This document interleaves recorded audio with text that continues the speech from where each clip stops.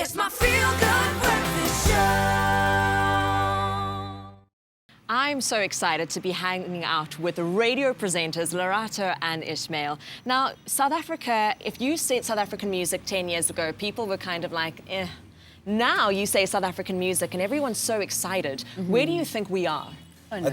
Well, you just heard Timo, Right. South African artist, the song not only #1 on 5FM, by the way, that song is currently being playlisted on MTV Trace Channel O, Wow. and it's in the top 5 music videos, not just South Africa, Africa and Europe as well. So, and you can see Timo. Timo is just such a timid guy.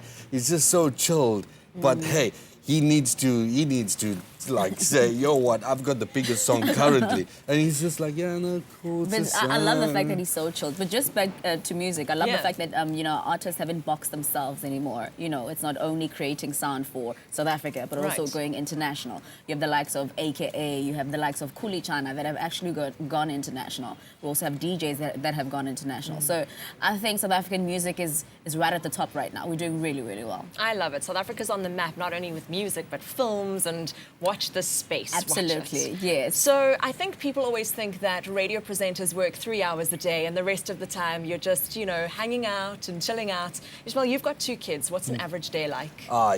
When it comes to my average day, I do a radio show till midnight and then I'm up at 6 a.m., take the kids to school. But I got to say a big shout out to the wifey. She's such a huge help. She's a stay-at-home mom. She calls herself a mom entrepreneur. She's also currently in Mrs. South Africa. So yeah, she's a finalist. Wow. Juggling radio, juggling gigs, juggling her career, her out and about as well, and then still family time. I think it all comes down to, if you really want to do something, you'll find the time to do it. That's True. very true. True. And it seems like you've got happy wife, happy life. Exactly. All right, so Lerato, I have to ask, any love interests on your side? See what I did there? Yeah, with my work, absolutely. Okay. I love what I'm doing. I actually just, I debuted last night on Mobango, a very big soap in South Africa on SABC2. Going back to presenting, I'm going to be hosting a brand new show soon, can't reveal much. Okay. But the club DJing, that has gone really crazy. I mean, people booking me nonstop, it's overwhelming because I've only been doing it now professionally for about 7 months. Amazing. And look how obviously well you're doing. Yeah, Hey. so very, very busy, So yeah, I'm currently in love with my work. There we go. I see what she did there. Diversion. Diverge. Well, I mean, it is Youth Month. So what sort of advice would you give those who are dying to follow in your footsteps and wanting to get into radio?